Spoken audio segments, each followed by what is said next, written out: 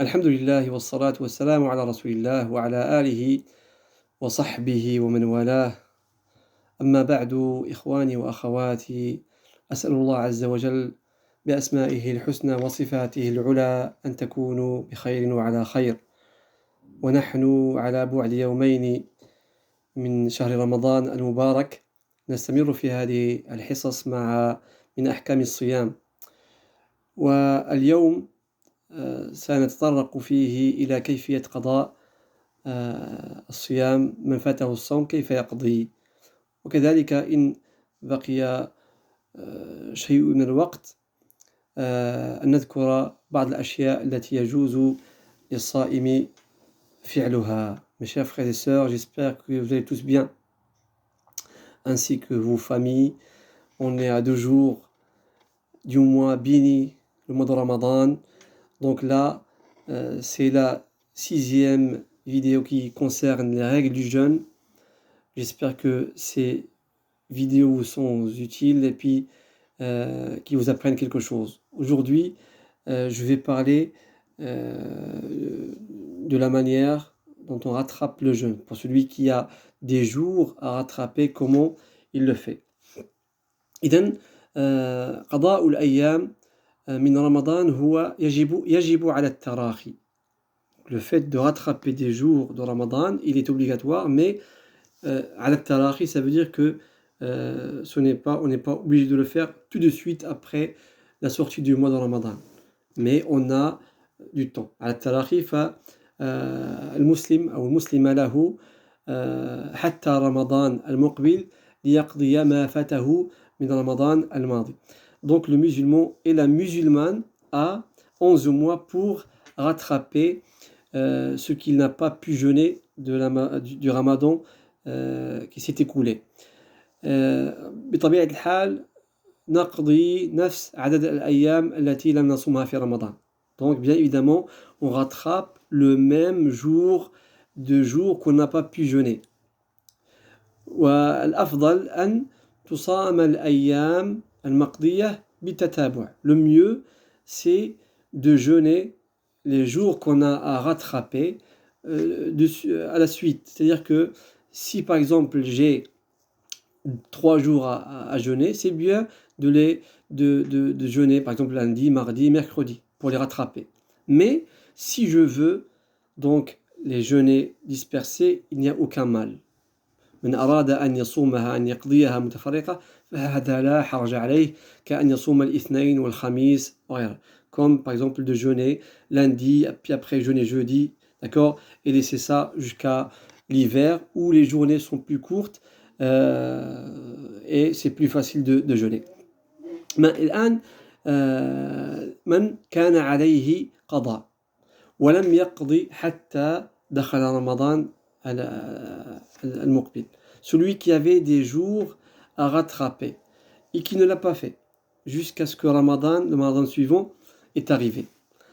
فهل عليه القضاء والكفارة أم عليه القضاء فقط? Est-ce que celui qui a des jours à rattraper ne l'a pas fait jusqu'à ce que le Ramadan suivant est rentré, est-ce qu'il doit rattraper uniquement ou bien est-ce qu'il doit rattraper et expier pour ce retard? Donc il y a 2 avis. L'avis majoritaire, c'est que celui qui a par négligence, celui qui avait une cause valable, légale, il n'a qu'à rattraper. إذن هناك قولان. أتحدث بطبيعة الحال من لم يكن له عذر شرعي. أما بالنسبة من كان له عذر شرعي ولم يقضي حتى دخل عليه رمضان فهذا ليس عليه إلا القضاء. Celui qui a une cause valable, légale, et il n'a pas rattrapé ses jours jusqu'à ce que le Ramadan suivant est entré, il n'a qu'à rattraper les jours après Ramadan. C'est tout. ولكن الآن من لم يكن له عذر شرعي فهذا فيه قولان. Celui qui n'a pas de cause valable, il y a 2 avis. قول الجمهور وهو عليه أن يقضي بعد رمضان أن يقضي ما عليه من رمضان الأول الماضي ثم يعني يطعم على كل يوم مسكين كفارة. Donc هذا قول الجمهور. L'avis de la majorité des savants, c'est que il doit en plus de jeûner, de rattraper, il doit aussi faire nourrir un pauvre pour chaque jour. Pour chaque jour, en plus du rattrapage. Celui qui a par négligence n'a pas rattrapé ce jour. هذا قول الجمهور. Donc c'est un avis très très fort. هناك قول الأحناف, il y a aussi l'avis des Hanafites qui disent que celui qui a des jours à rattraper et par négligence il n'a pas rattrapé, il n'a pas à nourrir de pauvres, il n'a qu'à rattraper ses jours.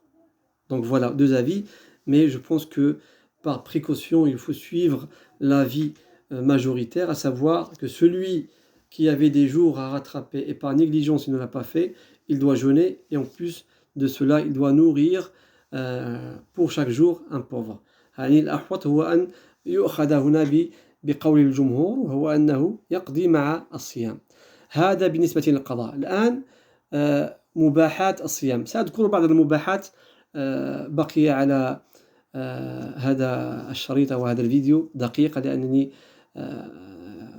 كما تعهدت بذلك ألا نتجاوز 7 دقائق أو 8 دقائق. إذن je vais citer dans le temps qui reste, dans la minute qui reste, des choses autorisées pendant le jeûne. Parce que des fois, beaucoup de personnes se posent la question. Je citerai quelques éléments aujourd'hui, et puis la suite, Inch'Allah, plus tard. Donc, يستحب أو يجوز للصائم النزول في الماء أو السباحة إلى غير ذلك. Il est permis pour le jeûneur de prendre une douche, de se baigner dans une piscine, à condition de faire attention à ne pas avaler de l'eau. لأن الرسول صلى الله عليه وسلم كان يصب على رأسه الماء. Le prophète صلى الله عليه وسلم mettait de l'eau sur sa tête quand il faisait très très chaud et aussi la soif. Donc, pour se rafraîchir, il se mettait de l'eau sur lui. Donc, il n'y a pas de mal à ce que de prendre des douches, de se rafraîchir, même de se baigner. Tant qu'on fait, il faut faire attention à ne pas avaler de l'eau. Mais si on l'avale par erreur, le jeûne reste valable. La suite, je le citerai dans d'autres vidéos. أسأل الله عز وجل أن يبلغنا رمضان آمنين مطمئنين. أسأل الله سبحانه وتعالى أن يحفظكم وأن يحفظ ذويكم وأن يشفي مرضانا وأن يرحم موتانا. سبحانك اللهم وبحمدك أشهد أن لا إله إلا أنت أستغفرك وأتوب إليك.